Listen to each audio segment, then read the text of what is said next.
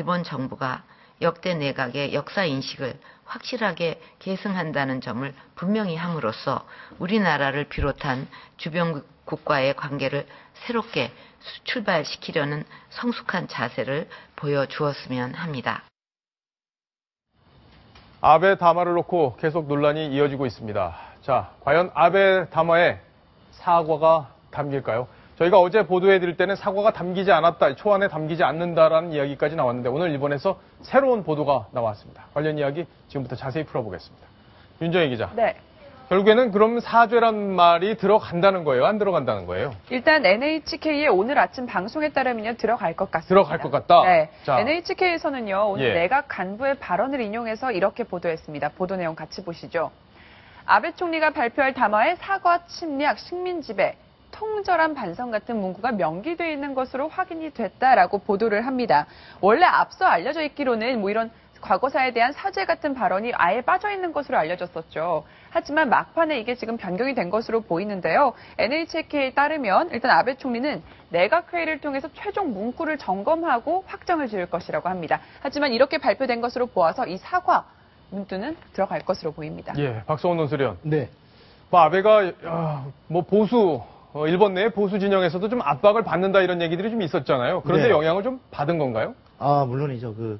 우리가 친아베 언론으로 알려져 있는 보수 성향의 요미우리 신문, 일본에서 영향력이 거의 가장 큰 신문인데 여기서도 보면 이번에 마지막이라는 마음으로 그 사죄를 전하는 표현을 반드시 넣어야 된다. 이렇게 아베에게 촉구하고 나섰습니다. 그리고 우리가 나카소네 전 총리, 이 나카소네 하면 그야말로 살아있는 일본의 보수의 대표격인 인사입니다. 이 나카소네가 최근에 한 말이 보면 역사를 바로 보지 않는 민족에게 다른 민족의 신뢰와 존경이 있을 수 없다. 민족이 입은 상처는 3대 100년으로도 사라지지 않는다.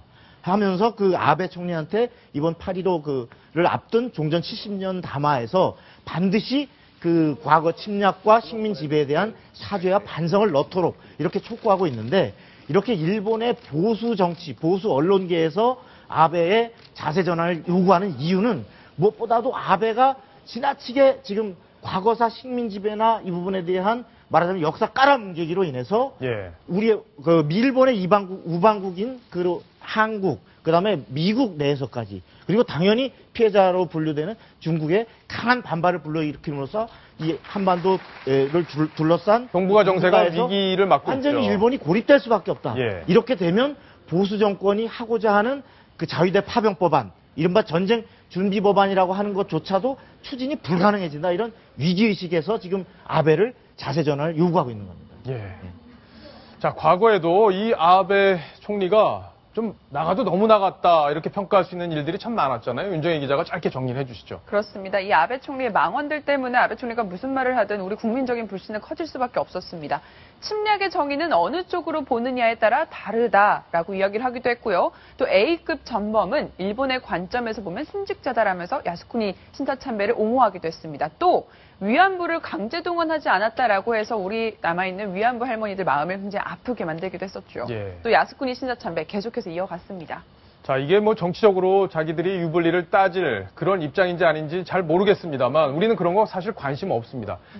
어쨌든 역사적 사실에 대해서 부인하고 거짓말하는 것은 역사도 용서하지 않을 텐데 아베 총리가 이번에 확실하게 그거에 대해서 이제 본인이 깨달은 바가 있었으면 하는 그런 바람이고요.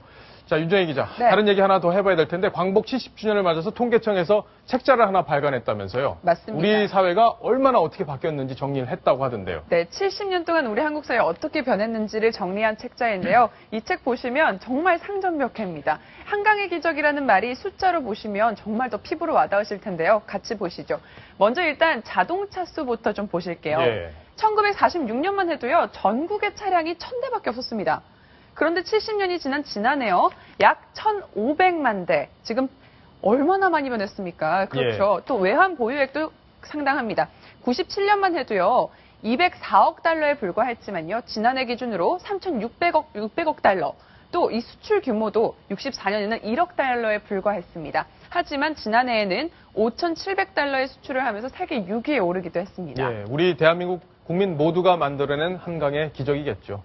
저렇게 경제가 많이 발전한 데 대해서 저도 상당히 기분이 좋은데 단 한 가지 너무 또 과장돼서는 안 된다 이런 마음에서 말씀드리는데 항상 저런 통계를 발표할 때는 두 가지로 발표해야 됩니다. 그러니까 인플레이션율을 감안한 통계 이게 나와야지 이게 정확하게 우리가 그동안 경제 규모가 몇 배로 커졌는지 알 수 있는데 지금 저것은 명목상에 지금 달러 가치도 사실 그동안 몇십 년 동안 많이 떨어졌거든요.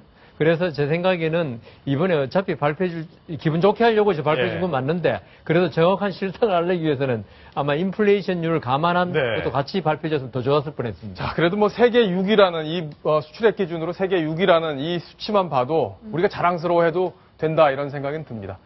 자, 관련 소식은 여기까지 정리합니다. 자.